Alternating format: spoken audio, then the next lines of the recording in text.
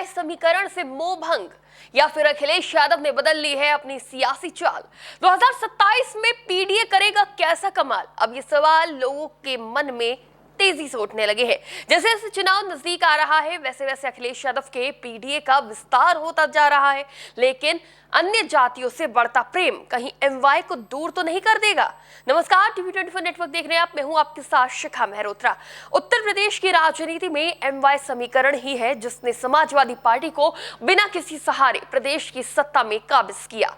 माना जाता है कि प्रदेश में Yadav vote bank Samajwadi party के साथ जाता है और इसी के साथ समाजवादी पार्टी मुस्लिम वोट बैंक को भी अपने साथ लेकर चलती है। मुलायम सिंह यादव के जमाने से मुस्लिम वोटर बड़ी ईमानदारी से समाजवादी पार्टी के साथ रहा है और समाजवादी पार्टी की सरकार बनाता आया है। मुलायम सिंह यादव की राजनीतिक विरासत अखिलेश यादव के हाथ में आई तो एमवाय समीकरण भी साथ ही साथ चलने लगा, लेकिन भाजपा के हिंदुत्व ने अखिलेश यादव के इस समीकरण को फेल कर दिया। तो साल 2024 के लोकसभा चुनाव में अखिलेश यादव ने नया प्रयोग किया और पीडीए का नारा दे दिया, जिसमें पिछड़ा, दलित और अल्पसंख्यकों को साधने का प्रयास किया गया था। अखिलेश यादव के इस पीडीए में मुस्लिम और यादव दोनों ही वोट बैंक अच्छी तरीके से फिट हो रहे थे और ये फॉर्मूला 2024 में काफी हिट भी रहा। भाजपा की सीटें घट गईं, लेकिन क्या ये फॉर्मूला 2027 के विधानसभा चुनाव में काम आएगा? तो लोकसभा चुनाव में पीडीए से ज्यादा संविधान का मुद्दा हिट रहा था, जिसकी वजह से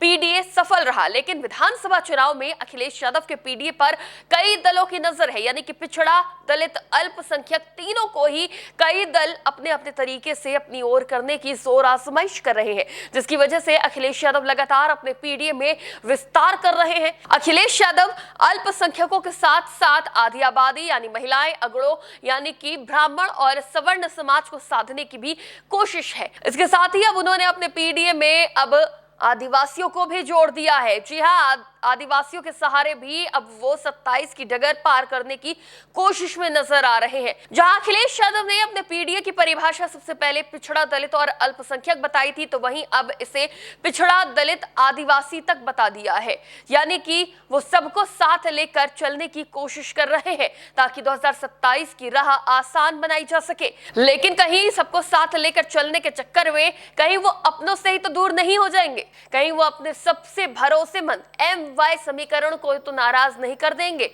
तो सबसे बड़ा सवाल यही है, क्योंकि चुनावी समर में सभी की नजर एमवाय पर भी टिकी हुई है। बिखराव और डैमेज को कंट्रोल करने के लिए अखिलेश यादव अब कोशिशें करते नजर आ रहे हैं।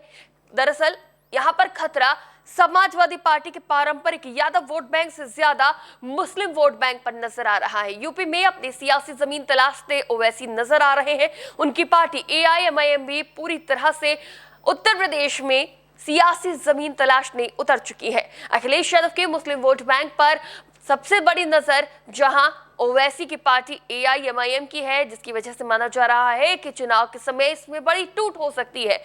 तो वहीं मुसलमानों के मुद्दे पर लगातार उठते अखिलेश यादव की चुप्पी पर सवाल सपा को बड़ा नुकसान भी पहुंचा सकते हैं। ऐसे में 2027 में सबसे बड़ी परीक्षा अखिलेश यादव के मुस्लिम वोट बैंक की ही है कि क्या वो अखिलेश यादव के साथ रहते हैं या फिर वो ओवैसी, मायावती, चंद्रशेखर या फिर स्वामी प्रसाद मौर्य जैसे नेताओं की तरफ शिफ्ट हो जाते हैं। मौजूदा वक्त में अखिलेश यादव का बदला राजनीतिक पैटर्न भी चर्चा में है। लगातार अखिलेश यादव की सॉफ्ट हिंदुत्व वाली राजनीति, धार्मिक बयानबाजी भी संकेत दे रहे हैं कि सपा प्रमुख अखिलेश यादव लीग से हटकर कुछ नए प्रयोग कर रहे हैं। अब देखना यह होगा कि ये प्रयोग 2027 में कितने सफल रहते हैं। आपको क्या लगता है, ये प्रयोग सफल रहेंगे या नहीं? अखिलेश यादव अपने इस प्रयोग से एमवाय को साथ रख पाएंगे या फिर एमवाय समीकरण इन प्रयोग से दूर हो जाएगा? अपनी राय हमें कमेंट बॉक्स में जरूर दें। फिलहाल के लिए इतना ही। देखते रहिए टीवी24 नेटवर्क।